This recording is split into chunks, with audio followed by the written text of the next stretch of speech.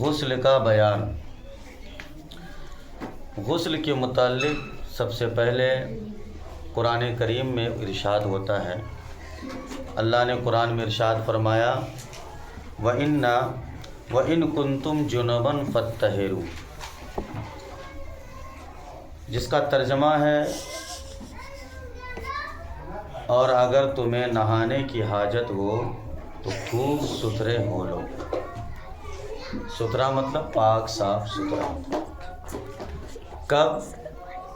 جب آپ جنب کے حالت میں ہوں۔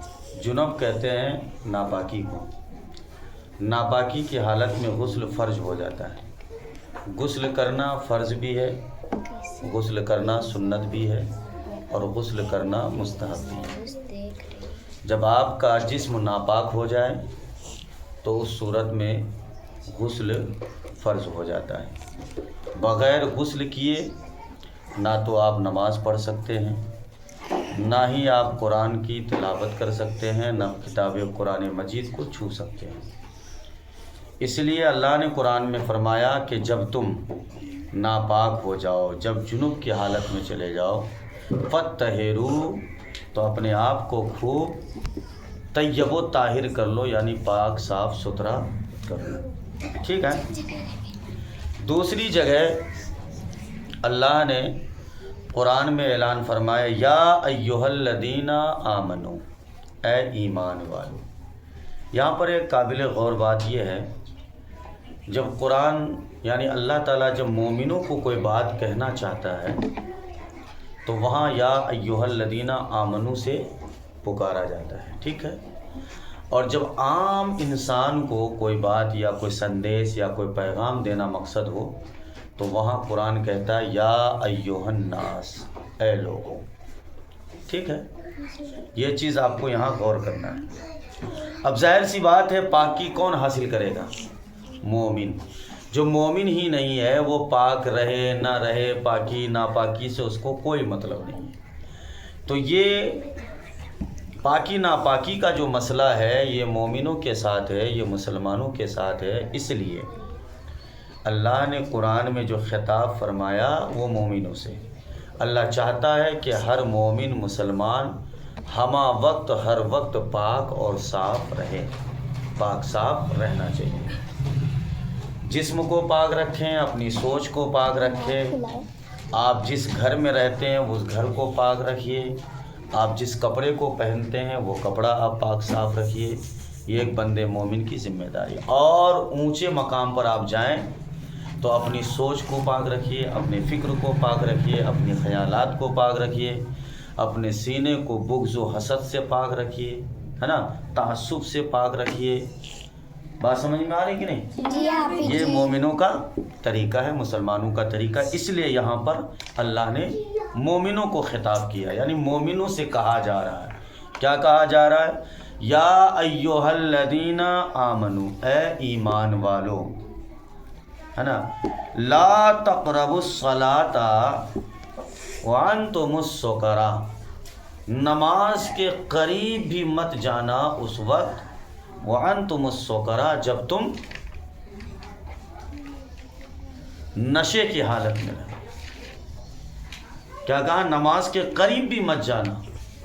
اب کوئی اگر یہی اتنا سا آیت پیش کر دے لا تقربوا الصلاۃ، نماز کے قریب مت جاؤ، نماز کے قریب مت جاؤ، کیا مطلب ہے؟ کہ نماز نہ پڑھو؟ نہیں، اس کا مطلب یہ ہے کہ اس وقت نماز تو بہت دور ہے، نماز کے قریب بھی مت جانا جب تم نشے کی حالت میں رہنا۔ ٹھیک ہے۔ انتم السکریٰ حتی تعلموا ما تقولون ولا جنبا الا عابری سبیل حتی تغتسلوا۔ کیا کہا؟ ایمان والو، نشے کی حالت میں نماز کے پاس نہ جاؤ جب تک اتنا ہوش نہ ہو کہ جو کہو اسے سمجھو۔ اور دوسری بات کیا کہا؟ اور ناپاکی کی حالت میں بے نہائے مگر مسافر میں، ہے نا، یعنی بے نہائے بھی آپ کو نماز کے قریب نہیں جانا۔ بھئی آپ ناپاک ہیں، کیسے نماز کے قریب جائیں؟ نہ تو آپ نشے کی حالت میں نماز پڑھیں گے اور نہ تو آپ ناپاکی کی حالت میں نماز پڑھیں گے، کیونکہ ناپاکی کی حالت میں نماز پڑھنا ثواب تو ملنا ہے نہیں، اوپر سے اور گناہ ملنا. کیوں؟ ناپاکی کی حالت میں نماز پڑھنا نماز کی توہین ہے نا. جنب کی حالت میں نماز پڑھنا یہ نماز کی توہین ہے. نشے کی حالت میں نماز پڑھنا یہ نماز کی توہین ہے. اس لیے قرآن نے کہا جب تم ناپاکی کی حالت میں رہو تو اس وقت ناپاکی کی حالت میں نماز نہیں پڑھنا. نماز سے پہلے اپنے آپ کو پاک صاف کر لو، نہا لو اور طیب و طاہر ہو جاؤ. یا پھر آپ نماز سے پہلے آپ نشہ، جو نشے والی چیز ہے جس سے آپ کا دل و دماغ اور مفقود ہو جائے، پہچاننے پر آپ مجبور ہو جائیں کہ یہ میرا بھائی ہے، کہ میری ماں ہے، کہ میری بہن ہے، یہ اگر ہوش و حواس آپ کا بگڑ جائے تو ایسی حالت میں آپ کو نماز میں نہیں جانا چاہیے، کیونکہ الٹے ہی نماز کی توہین ہو جائے گی. ٹھیک ہے. اب اس تعلق سے اگر آپ دیکھیں گے تو رسول کائنات صلی اللہ تعالیٰ علیہ وسلم کی 2 فرمان بہت ہی قابل قبول ہے. اس لیے ہمیں اور آپ کو اس کو سمجھنا چاہیے اور سوچنا چاہیے اور اس پر غور کرنا چاہیے. قرآن کی اس آیت سے تو معلوم چل گیا کہ جب آپ ناپاکی کی حالت میں ہوں تو آپ نماز کے قریب نہ جائیں. ٹھیک ہے. جب آپ نشے کی حالت میں ہوں تو آپ نماز کے قریب بھی نہ جائیں. جب قریب جانے سے قرآن روک رہا ہے تو جو ناپاکی کی حالت اور نشے کی حالت میں نماز پڑھے گا تو نماز ہوگی نہیں، بلکہ الٹا گناہ اور نماز کی توہین. ٹھیک ہے. لیکن سرکار نے کیا فرمایا؟ اب ذرا 2 فرمان ہے سرکار رسول کائنات صلی اللہ علیہ وسلم کی پیاری سی گفتگو، پیاری سی حدیث پاک ہے، آپ ملاحظہ کریں اور سنیے آپ غور سے. نمبر 1، میرے آقا مدینے والے مصطفیٰ صلی اللہ تعالیٰ علیہ وسلم نے ارشاد فرمایا کہ فرشتے اس گھر میں نہیں آتے جس میں کوئی جنبی مطلب یعنی ایسا شخص جس پر غسل کرنا فرض ہو موجود ہو، اس گھر میں فرشتے نہیں آتے. بہت بڑی بات ہے. کیا ہے؟ بہت بڑی بات. یعنی کہنا یہ چاہ رہے رسول کائنات صلی اللہ علیہ وسلم نے فرمایا جس گھر میں اگر کوئی جنبی شخص ہو، یعنی ناپاک شخص ہو، جس کا بدن ناپاک ہو، جسم ناپاک ہو، سمجھ میں آ رہی کہ نہیں؟ اگر وہ جس گھر میں ہے اس گھر میں فرشتے نہیں آتے ہیں. تو اگر کون مومن ہوگا، کون مسلمان ہوگا جو یہ نہ چاہتا ہو کہ فرشتے ہمارے گھر میں نہ آئے، بلکہ ہر مومن، ہر مسلمان یہی چاہتا ہے کہ فرشتے ہمارے گھر میں آئیں.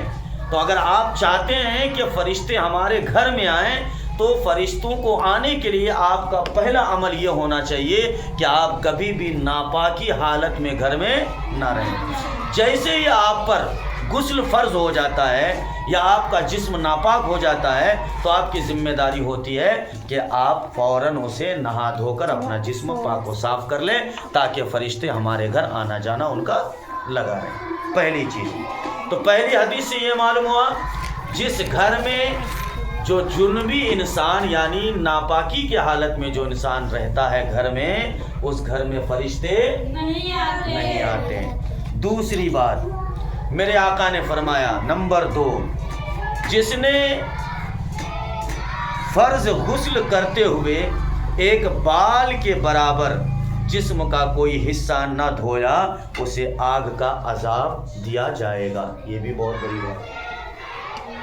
غسل کرنا کیا فرض ہو جاتا ہے جب آپ ناپاک ہو گئے، جنب کے حالت میں ہیں، آپ کا جسم ناپاک ہو گیا تو ناپاکی سے پاکی حاصل کرنے کے لیے غسل کرنا کیا ہے؟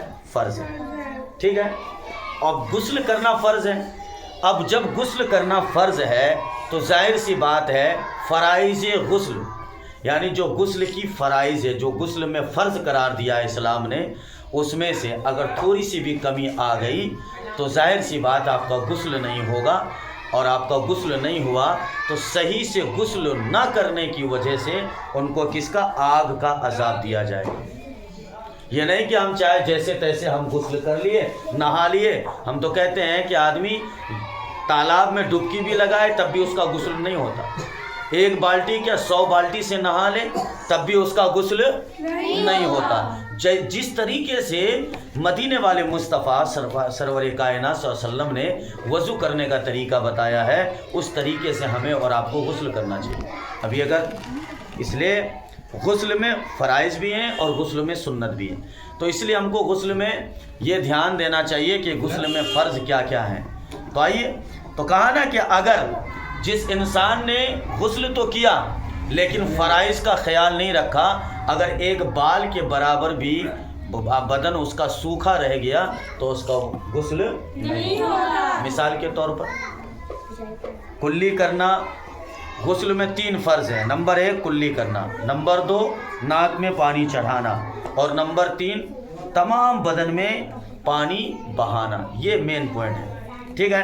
अब पूरे बदन में पानी बहाना, ख़ास तौर पर औरतों को ध्यान देना चाहिए। जब आपका बदन नापाक हो जाए तो आपको क्या करना चाहिए, बालों के जड़ों तक पानी पहुंचाना चाहिए।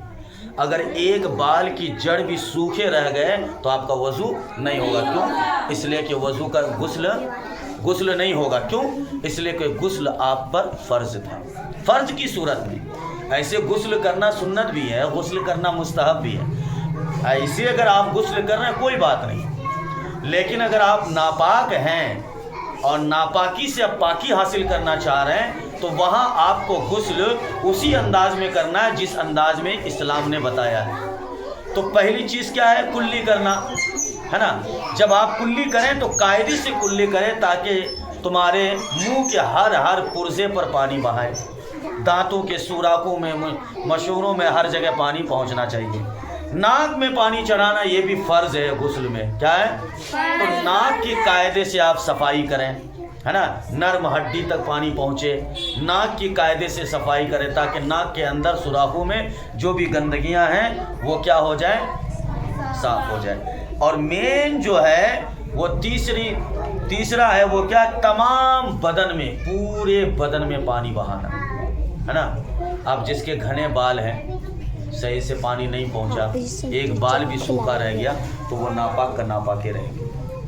अब उस हालत में नमाज पढ़ें, रोज़ा रखें, चाहे जो भी कर लें, वो कोई सवाब नहीं बल्कि गुनाह का काम होगा, ठीक है। इसलिए जब भी नापाकी की हालत में आदमी, चाहे मर्द हो औरत, सबका जिस्म नापाक होता है, हाँ होता है कि नहीं। अब महीने में भी औरतों के साथ मसला है, मर्दों के साथ भी मसला है। सबीलेन से निकलने वाली चीज़ें, बहुत सारी चीज़ें हैं जिससे गुस्ल भी फ़र्ज़ हो जाता है। तो गुस्ल जब फ़र्ज़ हो जाए, जब आपका जिस्म नापाक हो जाए, तो उस सूरत में आपको अपना बदन सही से पाक करने का तरीका वही है जो इस्लाम ने बताया है कि हमें कुल्ली से इसे करना है और नाक में पानी भी चढ़ाना है और तमाम बदन पर पानी भी बहाना है, ठीक है।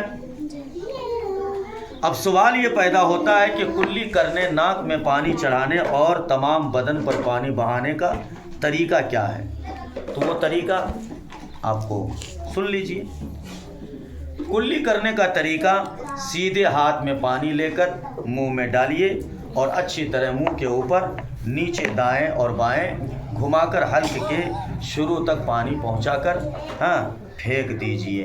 ये काम 3 मरतबा कीजिए ताकि मुंह के अंदर का हर हिस्सा हल्क तक अच्छी तरह पहुंच जाए, ठीक है, या धुल जाए और दांतों में जो चीज़ें फंसी हो वो निकल जाए। नाक में पानी चढ़ाने का तरीका यह है कि गुस्ल में नाक के अंदर का नर्म हिस्सा यानी सख्त हड्डी तक धोना ज़रूरी है। उसके लिए सीधे हाथ में पानी लेकर नाक के करीब लाइए और आहिस्ता से पानी सूंघ कर नाक की हड्डी तक चढ़ाइए। ये काम 3 मरतबा कीजिए ताकि नाक अच्छी तरह से धुल जाए और रीठ वगैरह नाक के अंदर जो होता है ना, रीठ वगैरह ये सब निकल जाए।